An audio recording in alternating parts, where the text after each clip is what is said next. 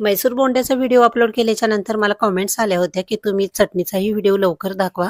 तर आज चटणीचा व्हिडिओ दाखवत आहे. इथे पॅन तापत ठेवलेला आहे. त्यामध्ये अर्धा चमचा तेल टाकून घ्यायचं. तर साऊथमध्ये चटणी बनवताना बिलकुल हिरव्या मिरच्या वापरत नाहीत, लाल मिरच्या सुकलेल्या वापरतात.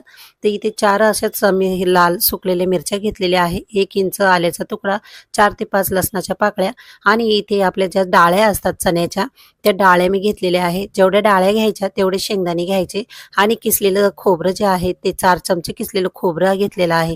सगळं छान असं लालसर भाजून घ्यायचं. त्याच्यामध्ये भाजताना कोथिंबीरही घालायची. छान भाजून झाल्याच्या नंतर थंड झाल्या मिक्सरच्या भांड्यात काढायचं. चवीप्रमाणे मीठ घालायचं आणि पाणी घालून एकदम बारीक असं वाटून घ्यायचं. तर आता त्याला तडका देण्यासाठी इथे पॅन तापत ठेवलाय. त्यामध्ये 1 पळी तेल टाकून घेतलं. अर्धा चमचा मोहरी, अर्धा चमचा जिरं, 1 चमचा उडदाची सफेद डाळ, हिंग, कढीपत्त्याची पानं छान तडकली की त्याच्यामध्ये तडका घालून घ्यायचा. अशी आपली डाळ चटणी तयार झालेली आहे.